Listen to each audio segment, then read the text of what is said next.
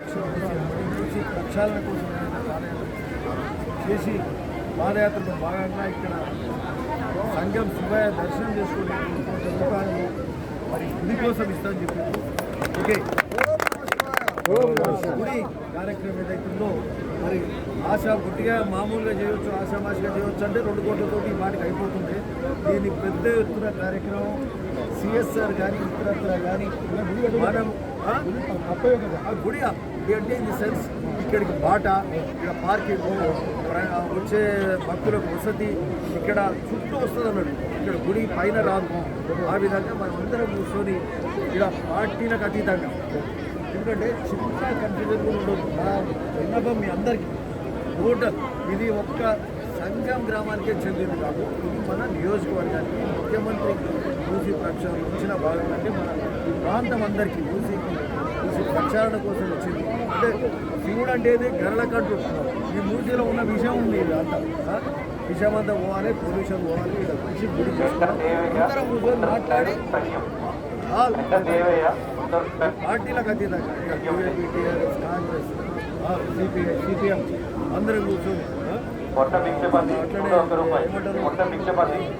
మిగతా ప్రాంతాల్లో ఉండే సామాజిక వేత్తలు కానీ అందరూ కూడా మంచి ఆలోచన చేసి చాలా ఆలోచన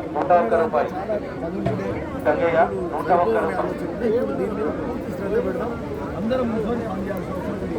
ఇటురా ఇక్కడ మా సంజీవ్ రెడ్డి గారు, మా బాలనరసింహ రామరెడ్డి గారు, మరి అట్లనే ఎవరున్నారు వెంకటేష్ గారు, జగన్రెడ్డి గారు, అందరూ టోటల్ మిక్స్డ్ ఆలోచనతో ఇచ్చారు. ఇక మీరు తర్వాత రాయగారు ఇది మా యొక్క మా బాబురావు మార్కెట్ చేయలేదు, భీమా మార్కెట్ చేయలేదు, గోల్కొండ ఇక్కడ గోల్కొండ మార్కెట్ చేయలేదు, మా ఉమ్మదంశెట్టి వెంకటేశ్వర, మా సత్యరెడ్డి ఆలేరు మార్కెట్ చేయలేదు. వచ్చేది ఇంకా ఒక్కరికి సంబంధం కాదు, ఆలేరు కూడా వచ్చింది. రామ మార్కెట్ చేయలేదు, రెడ్డి, సురేష్, అదే విముక్తుల చిన్న కన్ఫ్యూజన్ కూడా ఇక్కడ పెద్ద ఆలోచన అందరికీ మంచిది. పెద్దగా ఇవ్వటం ఎంత బాగా చేస్తుంది. ముఖ్యమంత్రి గారు వచ్చినాక అంతకుముందు వందలలో ఉండేది, ఇప్పుడు వేలలో వచ్చింది. ఎందుకు వచ్చింది? రేవంత్ రెడ్డి గారు వచ్చినాక దీని ప్రాబల్యం పెరిగింది. ఇప్పుడు 1,00,000 మంది వచ్చిందని చెప్తారు.